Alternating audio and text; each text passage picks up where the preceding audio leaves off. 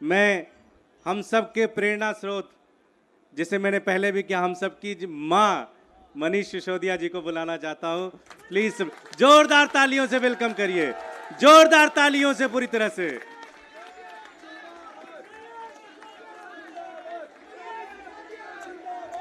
भारत माता की इंकलाब। और वो नारा जिससे ये पिछले 10 साल से खौफ खाते हैं कि अगर देश के दिल में ये नारा बैठ गया है, हाँ, भ्रष्टाचार का एक ही काल, भ्रष्टाचार का एक ही काल। ये ईडी और सीबीआई का ताना बाना इसलिए नहीं बुना गया कि कोई बेईमानी हो गई है। ये ईडी और सीबीआई का ताना बाना इसलिए बुना गया है कि कश्मीर से कन्याकुमारी तक किसी चाय के ढाबे पे भी रुके हुए 10 लोगों से बात करोगे कि केजरीवाल कौन है जानते हो? बोले यार वो दिल्ली में काम बड़ा शानदार कर रहा है, और काम तो कर ही रहा है, ईमानदारी से कर रहा है। केजरीवाल जी का नाम आज ईमानदारी का प्रतीक बन गया पूरे देश में। और भारतीय जनता पार्टी इतनी अपने आप को कहते हैं दुनिया की सबसे बड़ी पार्टी होने के बावजूद एक राज्य में एक उदाहरण नहीं पेश कर पाई कि उस राज्य में काम ईमानदारी से हो रहा है और काम हो रहा है।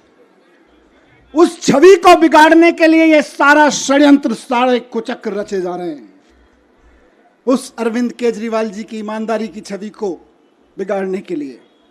लेकिन जनता जानती है, जनता के दिल के दरवाजे खुले हुए हैं। आप जेल के दरवाजे बंद कर सकते हो, लेकिन जनता के दिल के दरवाजे बंद नहीं कर सकते। जनता के दिलों में आज भी वही नारा गूंज रहा है पिछले 10 साल से। बताइए क्या? भ्रष्टाचार का एक ही काल, भ्रष्टाचार का एक ही काल।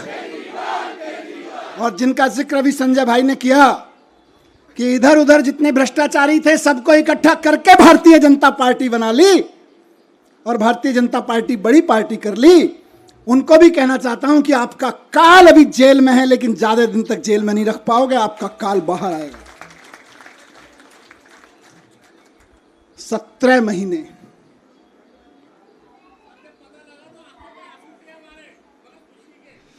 ये आंसुओं, इन आंसुओं ने ही मुझे ताकत दी है 17 महीने जेल में। मैं जब राजघाट पे आपसे बात करके गया था तो कह के गया था शायद 7-8 महीने लगेंगे। मुझे उम्मीद थी कि 7-8 महीने में न्याय मिल जाएगा, लेकिन कोई बात नहीं, 17 महीने लग गए। 17 महीने लग गए, लेकिन जीत सच्चाई की हुई है, जीत ईमानदारी की हुई है। इसीलिए कहते हैं कि भगवान के घर पे देर है लेकिन अंधेर नहीं है। भगवान के घर पे देर हो सकती है लेकिन अंधेर नहीं हो सकती है। इनकी तो बड़ी कोशिशें करी इन्होंने, संजय भाई के ऊपर, मेरे ऊपर, अरविंद जी के ऊपर, पार्टी के और नेताओं के ऊपर। देश के सख्त से सख्त कानूनों की सख्त से सख्त धाराएं लगा के इनको बंद कर दो झूठे सच्चे केस में, और ऐसी ऐसी धाराएं लगा दो जो दुनिया भर में आतंकवादियों के ऊपर लगाई जाती हैं। ऐसी ऐसी कानूनों की धाराएं लगा दो जो दुनिया में ड्रग माफिया के ऊपर लगाई जाती हैं। ऐसी ऐसी धाराएं लगा के इन्होंने सोचा इनको जेल में बंद कर दो, तो जैसे आतंकवादी को जेल में डाल देते हैं तो सड़ता रहता है, जैसे ड्रग माफिया को जेल में डालते हैं तो दुनिया में सड़ता रहता है। इन्हें लगा अरविंद केजरीवाल, मनीष सिसोदिया और संजय सिंह को भी जेल में डालेंगे तो सड़ जाएंगे। लेकिन आपके आंसुओं की कीमत है ये, आपके आंसुओं की ताकत है ये कि जेल के ताले भी पिघल जाते हैं।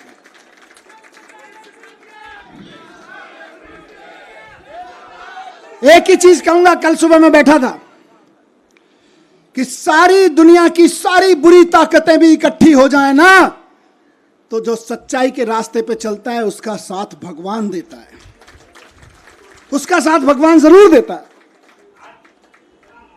और ये आज बजरंगबली की कृपा है कि 17 महीने बाद सही, लेकिन मैं आपके बीच हूं। और अभी गया मैं बजरंगबली के मंदिर में, पंडित जी ने आशीर्वाद दिया। वहां जो पंडित जी मौजूद होते हैं वही बजरंगबली जी के वाणी बोल रहे होते हैं। उन्होंने बजरंगबली जी की वाणी से आशीर्वाद दिया कि विजयी भव, सफल भव। मैंने कहा जी एक ही सफलता का मंत्र है, दिल्ली के एक एक बच्चे के लिए शानदार स्कूल बना के देने हैं, यही हमारी सफलता है। और इसके लिए मैं कल से कह रहा था अपने साथियों से, हम तो रथ के घोड़े हैं, हमारा असली सारथी अभी जेल में बंद है, वो भी बाहर आ जाएगा। फिर उसके बाद हमको तो जहां हकेंगे हम हकेंगे, लेकिन हमारा असली सारथी अभी जेल में बंद है और जेल के ताले टूटेंगे, बहुत जल्दी छूट के आ जाएंगे। बहुत कृपा है अरविंद जी के ऊपर बजरंगबली की। आपको याद है ना, लंबे समय से बहुत सारे लोग साथ हैं, कितने शुगर का पेशेंट होने के बावजूद कितना लंबा लंबा फास्ट किया, केवल बजरंगबली जी की कृपा से। तमाम तरह के आरोप, इतने इतने आरोप लगाए झूठे झूठे, बच गए, निकल के आ गए केवल अरविंद जी बजरंगबली जी की कृपा से। और मैं समझता हूं भगवान की कृपा, बजरंगबली जी की कृपा हम पर कल हुई बाबा साहब के दिए हुए संविधान की बदौलत। बाबा साहब ने, जब ये मुकदमे की सुनवाई चल रही थी, मैं बहुत ध्यान से सुन रहा था, पढ़ रहा था, पूरी डिटेल ले रहा था वकील साहबों से। बाबा साहब ने 75 साल पहले, करीब 75 साल पहले अंदाजा लगा लिया था कि कभी कभी ऐसा भी होगा, हम लोकतंत्र का संविधान बना रहे हैं, लेकिन कभी कभी ऐसा भी होगा कि इस देश में तानाशाही ताकतें आके आतंकवादियों, ड्रग माफियाओं पर लगाए जाने वाले कानून को आम आदमी के ऊपर लगाएंगे, व्यापारियों के ऊपर लगाएंगे, विपक्षियों के ऊपर लगाएंगे। तो उस वक्त उन व्यापारियों को, उन आम आदमियों को, उन विपक्षियों को कौन बचाएगा? तो बाबा साहब ने पहले ही लाइन जोड़ दी थी, संविधान बचाएगा। यही भगवान की कृपा है। कौन बचाएगा उनको जब तानाशाह सरकार अपना जुल्म करेगी, एजेंसियों का दुरुपयोग, कानूनों का दुरुपयोग करेगी, जेलों का दुरुपयोग करेगी, तो कौन बचाएगा? 75 साल पहले उस महान शख्सियत ने लिख दिया था कि मैं ऐसा संविधान दे रहा हूं कि तुमको संविधान बचाएगा। आज हम संविधान के बदौलत खड़े, संविधान की ताकत से यहां पे खड़े हैं। आज मैं शुक्रगुजार हूं देश के संविधान का, बाबा साहब का, और साथ साथ बहुत विनम्र निवेदन के साथ में माननीय सुप्रीम कोर्ट का, बहुत विनम्र सम्मान के साथ में माननीय सुप्रीम कोर्ट ने संविधान की दी हुई ताकत का इस्तेमाल करते हुए कल तानाशाही को कुचला, तानाशाही को कल गलत ठहराया। और माननीय सुप्रीम कोर्ट के साथ साथ मैं बहुत तहे दिल से शुक्रगुजार हूं उन वकीलों का जो पिछले 1.5 साल से, 17-18 महीने से, और बल्कि उससे पहले से भी पूरी लड़ाई लड़ रहे हैं। मैं जेल में बैठा था, आप लोग आंदोलन कर रहे थे, अरविंद जी जेल में बैठे हैं, आप लोग यहां सड़कों पे डंडे खा रहे हैं, लेकिन वो वकील इधर से उधर धक्के खा रहे हैं, एक कोर्ट से दूसरे कोर्ट धक्के खा रहे हैं, एक कागज से दूसरे कागज में डाल रहे हैं। इनकी एक एक साजिशों का, इनकी एक एक चालबाजियों का, इनकी एक एक तिगड़मों का जवाब दे रहे हैं अदालतों में खड़े होकर, इनके एक एक झूठ का पर्दाफाश कर रहे हैं। मेरे लिए तो, मैंने कल भी कहा था, भगवान स्वरूप हैं। किसी भी जेल में बंद होने वाले एक व्यक्ति के लिए तो वकील भगवान स्वरूप होता है, और मेरे लिए तो सिंघवी साहब वाकई भगवान स्वरूप हैं। अभिषेक मनु सिंघवी जी, जिन्होंने इस पूरी कानूनी लड़ाई को इस अंजाम तक पहुंचाया, और जल्दी अरविंद जी को भी बाहर लेकर आएंगे। मैं धन्यवाद करता हूं सिंघवी साहब का, मैं धन्यवाद करता हूं दयान कृष्णन साहब का, मैं धन्यवाद करता हूं मोहित माथुर साहब का, जिन्होंने बहुत बेबाकी से अदालतों के सामने ईडी और सीबीआई और भारतीय जनता पार्टी के सच को बेनकाब किया है। और मैं बहुत प्यार के साथ धन्यवाद करता हूं, उनमें से कुछ लोग मेरे उनसे उम्र में छोटे हैं, कुछ बड़े हैं, अपनी आम आदमी पार्टी की लीगल टीम के कुछ वकील साथी, हमारे एमएलएज यहाँ खड़े हैं, साथ साथ में उनको सबको कोऑर्डिनेट करने वाले विवेक भाई, इधर शायद नहीं होंगे, किसी विवेक जैन किसी अदालत में इस समय जाके आर्ग्यूमेंट कर रहे होंगे, इरशाद भाई इस समय कहीं किसी अदालत में आर्ग्यूमेंट कर रहे होंगे, कुछ पेपर बना रहे होंगे, और उनके कई साथी यहाँ खड़े मैं देख रहा हूँ, अपने सारे साथियों को मैं उनका भी बहुत धन्यवाद करता हूँ। रजत, साथ साथ में मैं शुक्रगुजार हूं देश भर में आम आदमी पार्टी के एक एक कार्यकर्ता का, नेताओं का। मैं तो 17 महीने जेल में था, जेल की छोटी सी एक कोठरी थी, इसकी एक चौथाई सी इस पूरे स्टेज की, एक चौथाई कोठरी में कोई नहीं। जब मैं गया था तो मैंने वहाँ के सिपाही वगैरह कहते थे सर बड़े ऊपर से ऐसी हिदायतें वैसी हिदायतें हैं।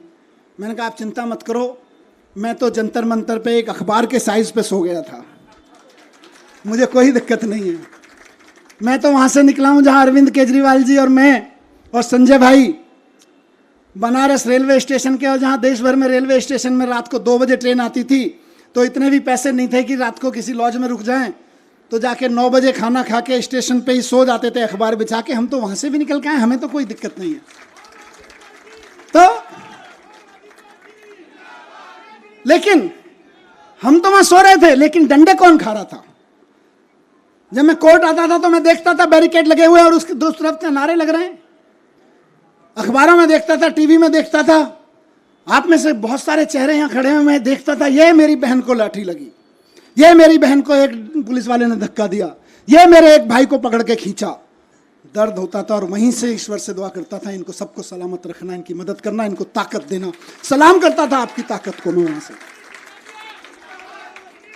एक एक कार्यकर्ता को सलाम करता हूं मैं, और सिर्फ डंडे खाने के लिए नहीं, क्योंकि भारतीय जनता पार्टी की जो एक्सपर्टीज अभी संजय भाई ने बताई, उनमें एक शामिल है कि दूसरी पार्टी के कार्यकर्ताओं को और नेताओं को तोड़ने के, दबा के, धमका के, साम दान दंड भेद करके, जेल में भेजने की धमकी दे के, जेल में भेज के, उनके हमले करवा के, उनको धमकी करवा के एकमात्र एक्सपर्टीज किसी पार्टी ने पाई है तो वो भारतीय जनता पार्टी है। लेकिन उसके बावजूद आप टिके रहे, एक एक आदमी टिका रहा, एक एक आदमी झुका नहीं, टूटा नहीं। एक एमएलए कैसे सारे खड़े हैं, मैं जानता हूं किस किस के ऊपर क्या क्या दबाव नहीं था और क्या क्या नहीं होगा और क्या क्या धमकियां नहीं आ रही थी, लेकिन उसके बावजूद बेबाकी से खड़े रहे, सीना तान के खड़े रहे। उस सीने, तने हुए सीने को मैं सलाम करता हूं आप लोगों को, आप डटे रहे। और आज देखिए मजे की बात, अब तो दुश्मन भी इस बात को मानने लगा है कि यार इन आम आदमी पार्टी वालों में कुछ तो मिट्टी है, जो 17 महीने 6 महीने जेल में रह जाते हैं इनके नेता, उसके बावजूद ना झुकते हैं ना टूटते हैं। किसी मिट्टी के तो बने हैं, ये उस मिट्टी के बने हैं। मैं बताता हूं ये उस मिट्टी के बने हैं भारतीय जनता पार्टी वालों, जिस मिट्टी पर भगत सिंह का पसीना की बूंदें गिरी हुई हैं, जिस मिट्टी पे गांधी ने गोली खाई थी, जिस मिट्टी पे भगत सिंह के पसीने की बूंदें गिरी हुई हैं, जिस मिट्टी पे खड़े होकर बाबा साहब ने तुम्हारी जैसे लोगों की ताकतों के, उस वक्त की ताकतों के जुल्म झेले थे, उस मिट्टी से ये बने हुए हैं। इनको तुम्हारी तोता मैना क्या तोड़ पाएंगे, ये तुम्हारे सीबीआई और ईडी क्या तोड़ पाएंगे, इनको नहीं टूटे लोग। और मैं जेल में बैठा बैठा दुआएं करता रहा और सलाम करता रहा अपने एक एक साथी को कि यह है अरविंद केजरीवाल की मुट्ठी, यह है अरविंद केजरीवाल की फैमिली, यह है अरविंद केजरीवाल का कुनबा, जिसकी एक उंगली को भी हिम्मत से हिला नहीं पा रहे हो तुम लोग। वाह, फक्र था मुझे सब पे। आपने कहा ना कि आप आंसू बहाते थे बाहर, मैं कहता हूं मैं फक्र से सीना चौड़ा करके उस जेल की कोठरी में बैठा होता था अपने एक एक भाई पे के ऊपर, एक एक बहन के ऊपर। यह मेरी ताकत थी। जेल के अंधेरे, मैं कहूंगा कि जेल के अंधेरे में यह ताकत तो होती है कि वो तोड़ तो सकती है, लेकिन जिसके बाहर इतना प्यार, इतनी ताकत, इतना सम्मान। मैं कल से उतरा हूं, मुझे किसी ने बोला मनीष जी 17 महीने बाद आ रहे हो, 2 दिन के लिए रेस्ट पे चले जाना। मैंने कहा यार, जेल के बाहर कदम रखने के बाद पहला हाथ जिस कार्यकर्ता ने पकड़ा था और रात को घर तक जो दूर खड़ा था केवल देख के गया है, वो उम्मीद लगा रहा है कि मेरा मनीष सिसोदिया, मेरा भाई बाहर आ गया है। और मैं कहूं नहीं, मैं तो छुट्टी जा रहा हूं यार, नहीं, खून पसीना बहाने के लिए बाहर आया हूं, छुट्टियां मनाने के लिए नहीं। एक एक दिन जो संजय भाई ने नारा दिया है कि इनकी जमानत जब्त कराएंगे, आज से और अभी से लग रहे हैं। और बीजेपी वालों ढूंढते रह जाओगे कहां गई वोटें, कहां गई वोटें। आज से लगना है सबको। जो सुन रहे हैं सोशल मीडिया और मीडिया के माध्यम से, एक एक कार्यकर्ता साथी को कहना चाहता हूं, दिल्ली के एक एक नागरिक को, हरियाणा के एक एक नागरिक को, देश के एक एक नागरिक को कहना चाहता हूं कि इस तानाशाही के खिलाफ तो एक एक आदमी को वोट करना पड़ेगा। सवाल हमारा नहीं है। तानाशाही के खिलाफ ये जो लड़ाई है सिर्फ आम आदमी पार्टी के कार्यकर्ताओं की नहीं है, सिर्फ विपक्ष के पार्टी कार्यकर्ताओं की नहीं है, ये देश के एक एक आम आदमी की है। मैं जेल में था अभी, तो कई सारी खबरें, अखबार पढ़ता था, टीवी देखता था, न्यूज में कई सारी खबरें विचलित करती थी। ये विचलित नहीं करता था कि जमानत हुई कि नहीं हुई, इससे कभी मेरे को विचलन नहीं हुआ। मेरे को विचलन किस चीज से होता था? मैं देखता था कि देश के कितने कितने बड़े बड़े व्यापारियों को इन्होंने, 500-600 बड़े बड़े व्यापारियों को इन्होंने झूठे केसेस, सच्चे केसेस, इधर उधर के केसेस में बना के बंद कर दिया गया है। उनका किसी पार्टी वार्टी से भी कोई लेना देना शायद ही होगा। लेकिन आप सोचो कि एक व्यापारी अगर कोई मेहनत से काम कर रहा है और उसके ऊपर क्योंकि उसने चंदा नहीं दिया या उसने आपकी किसी पार्टी के नेता से कोई पंगा ले लिया, आपने उसको उठा के जेल में डाल दिया, ईडी के केस लगा के, जो केस आतंकवादियों पर, ड्रग माफियाओं पर लगाए जाते हैं, वैसे वैसे खतरनाक केस लगा के एक व्यापारी अगर जेल में डाल दिया जाता है, उसके पीछे हजारों परिवारों को रोजगार मिल रहा होता है, वो भूखे मरने लगते हैं, उनकी बद्दुआ लगेगी। इनको ये तानाशाही नहीं है तो क्या है?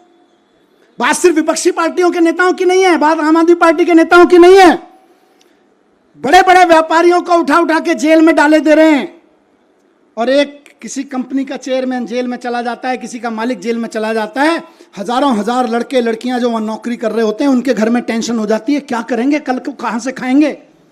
आपको समझ में नहीं आता? ये नौकरियां खा रहे हो आप लोग अपने चंदे के धंधे पर। ये तानाशाही नहीं है तो और क्या है?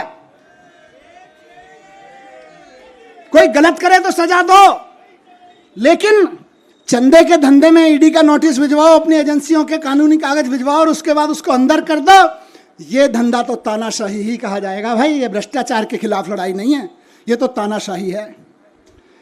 मुझे बताओ कि 10 साल, अभी थोड़े दिन पहले बहन आतिशी लड़ रही थी उसके लिए, 10,000 शिक्षकों को इन्होंने दिल्ली सरकार के स्कूलों के एक रात में, रात को 2 बजे ऑर्डर पास कराया, ट्रांसफर कर दिया एक रात में।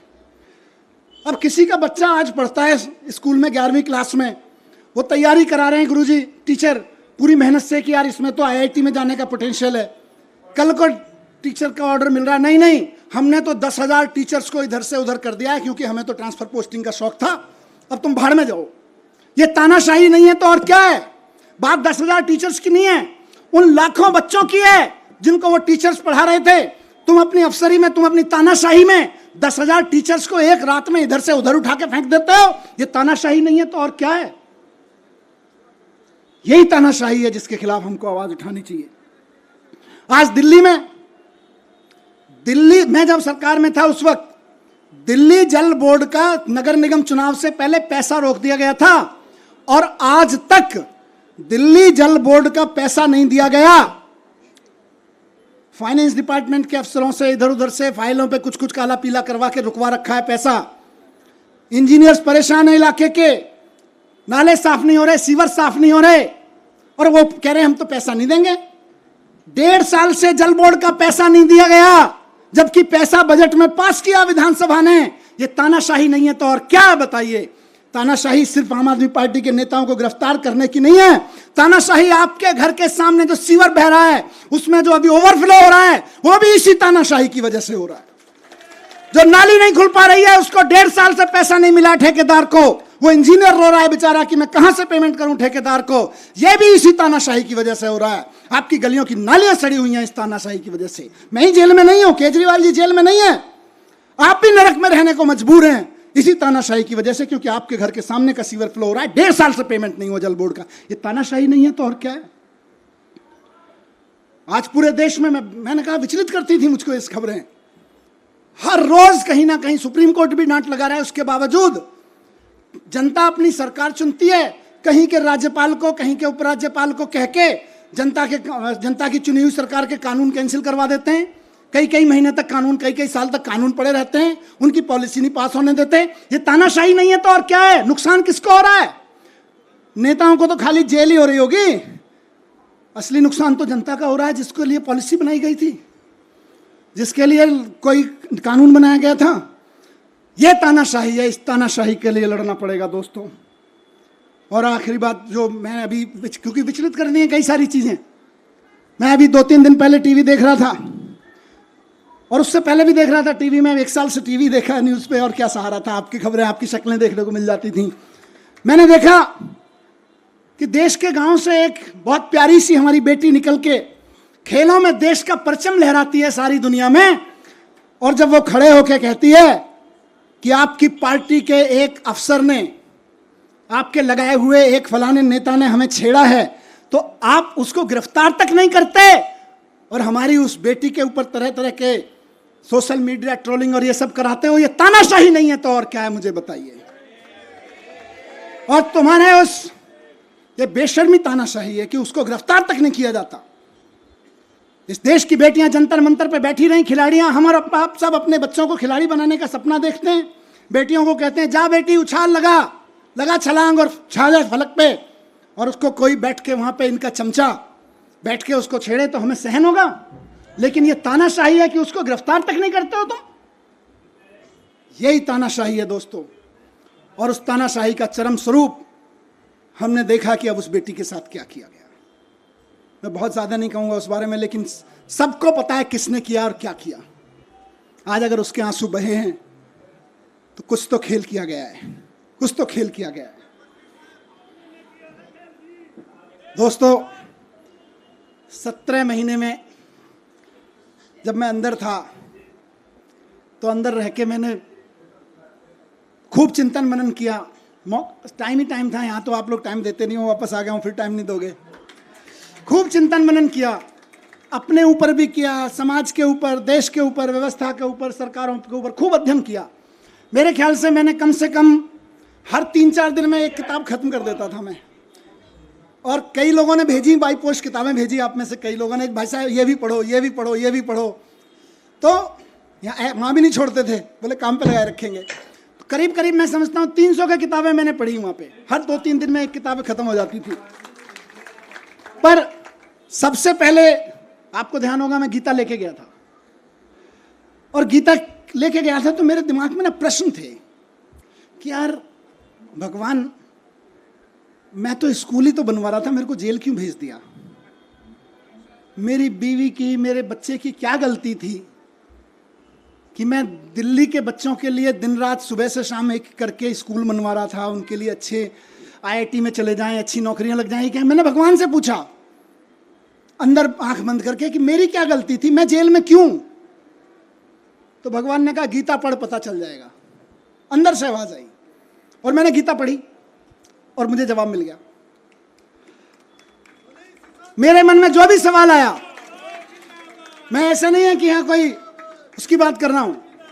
जब आदमी अंदर जेल में होता है, अकेला बैठता है, तालों में वो शीशों के पीछे बैठता है, तो तरह तरह के सवाल उठते हैं, अंदर बहुत झांकता है।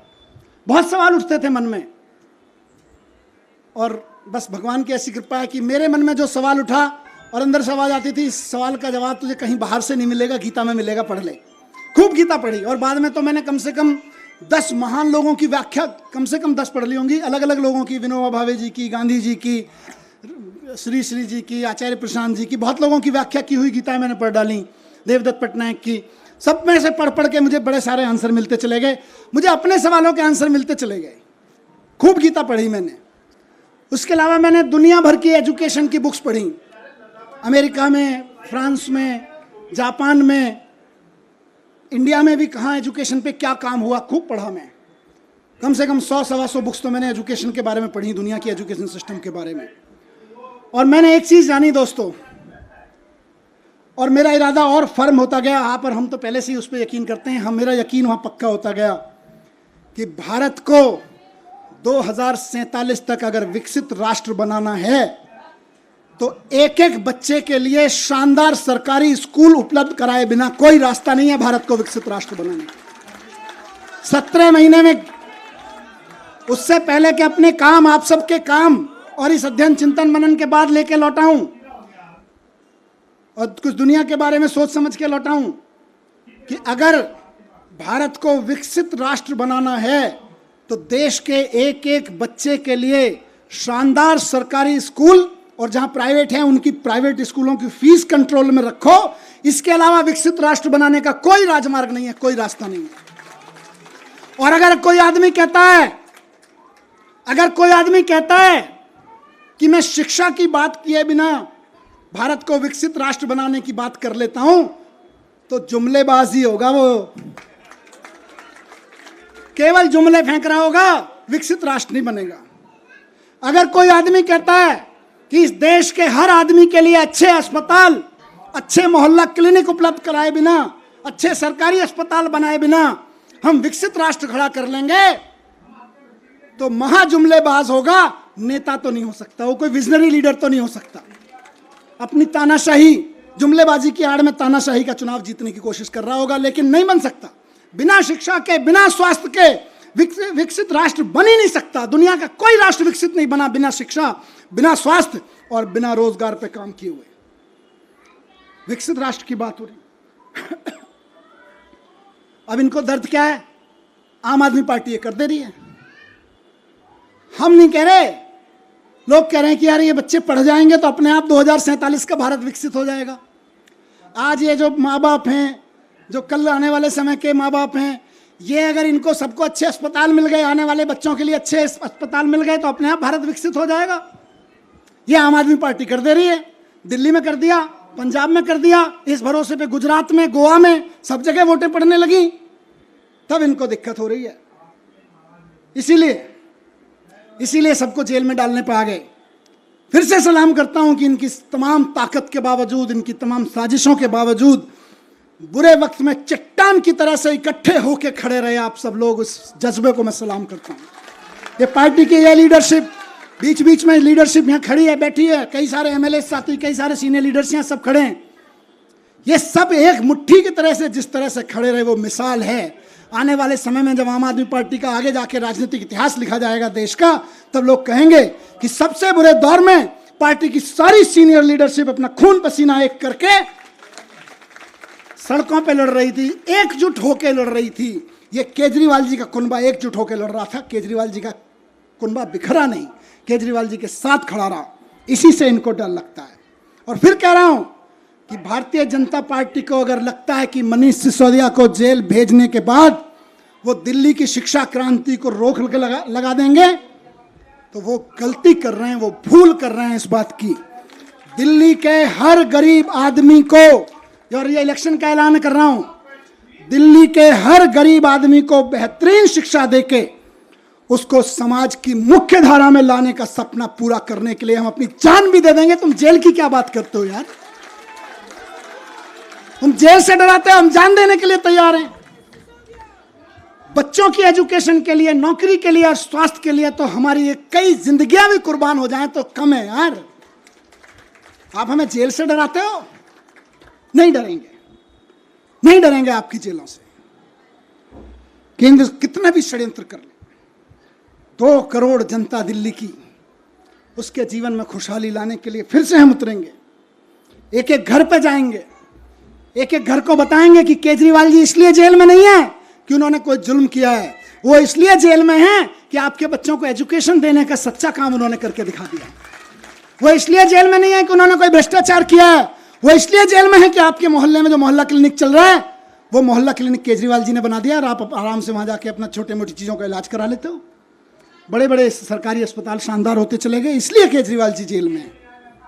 और ये फिर से कहूंगा कि जैसे संजय जी को निकाला, जैसे मुझे निकाला और साथियों को निकाला, हर साथी को और केजरीवाल जी को भी संविधान की ताकत निकाल के लाएगी। भारतीय जनता पार्टी और इनके तोता मैना कितने ही ताकतवर हों, लेकिन देश के संविधान से ताकतवर नहीं है। ये लोग देश के संविधान से ताकतवर नहीं है। इनकी सारी यातनाएं, सारी पीड़ाएं सह के भी हम तैयार हैं, क्योंकि हमको यकीन है कि हमारा सुप्रीम कोर्ट है और हमारा संविधान है, संविधान जीतेगा। बस आखिर में यही कहूंगा कि हम भगत सिंह के चेले हैं। कह के गया था ये बात, कह के गए थे ना, भगत सिंह के चेले हैं, डरने वाले नहीं है तुम्हारी जेलों से भी और तुम्हारे तोता मैना से भी। 17 महीने में जैसे जैसा गया था, बिल्कुल 17 महीने पहले जैसा गया था वैसा ही दिख रहा हूं कि नहीं दिख रहा? एनर्जी कुछ कम है कि ज्यादा है? ज्यादा है ना? बस इनको लग रहा था जेल भेज के एनर्जी तोड़ देंगे, अब ये कहेंगे यार इनको जेल मत भेजो, ये तो दुगनी एनर्जी लेके आते हैं।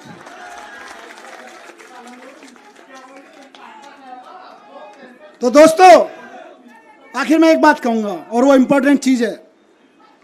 देखिए मैंने सारी बात इसलिए कही क्योंकि तानाशाही की लड़ाई है, और ये तानाशाही मेरे लिए नहीं, अरविंद केजरीवाल जी के लिए नहीं, आम आदमी पार्टी के कार्यकर्ता और नेताओं के लिए नहीं, विपक्ष के पार्टी कार्यकर्ता और नेताओं के लिए नहीं, देश के एक एक आदमी को बचाने के लिए है। इसलिए आज कल जब सुबह बेल का ऑर्डर आया, उससे पहले मैं ऐसे ही टीवी देख रहा था, उसमें 9 अगस्त के बारे में डिटेल चल रहा था, कैसे 9 अगस्त कितना महान दिन है, भारत छोड़ो आंदोलन चलाया था। 10:30 बजे ऑर्डर आ गया बेल का। मैं आंखें बंद की, मैंने भगवान से पूछा ये है क्या? 9 अगस्त भारत छोड़ो के दिन बेल दे रहे हो, चक्कर क्या है? अंदर से आवाज आई कि भारत छोड़ो के दिन इसलिए दे रहे हैं क्योंकि जेल से बाहर निकलो और तानाशाही भारत छोड़ो की आवाज लगाओ। तानाशाही भारत छोड़ो, इस तानाशाही का शिकार हर आम आदमी हो रहा है।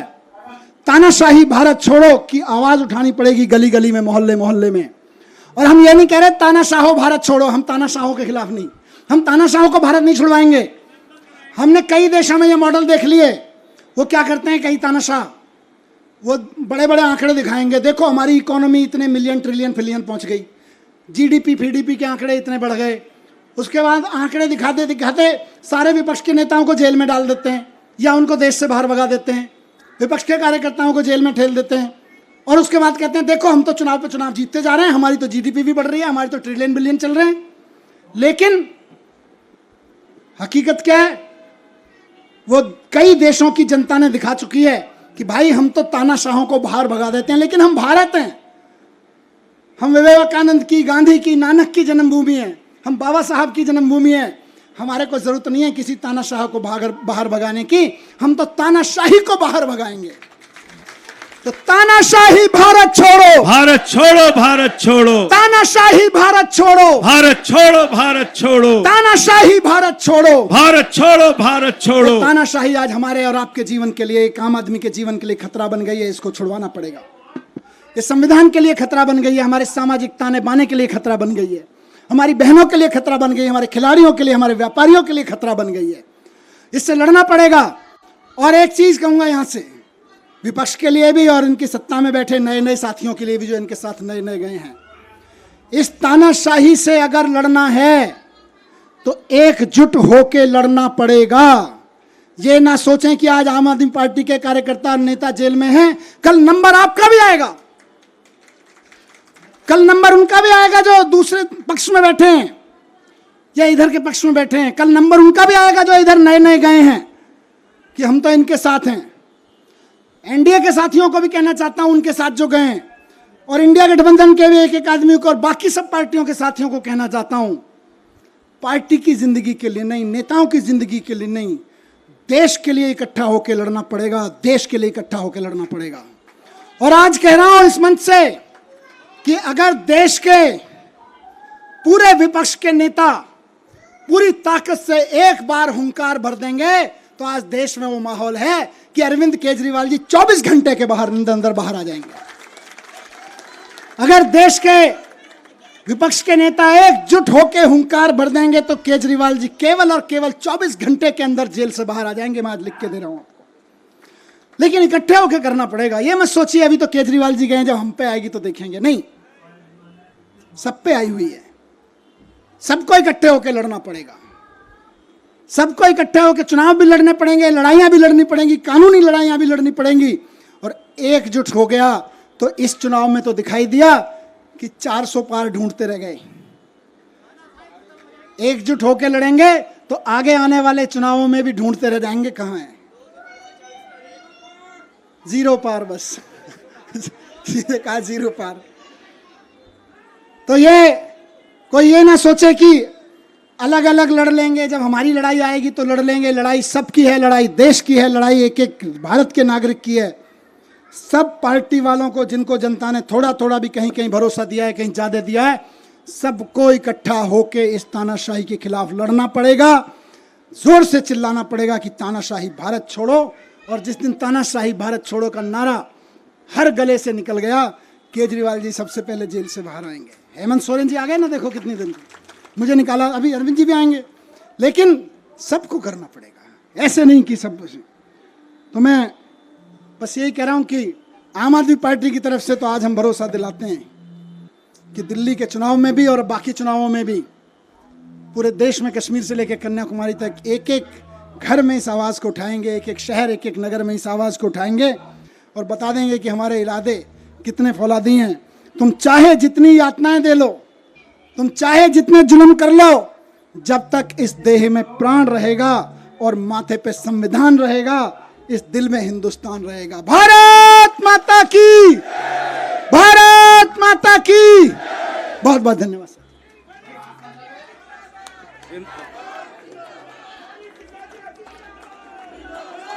सभी लोग राष्ट्रगान के लिए खड़े हो जाएं।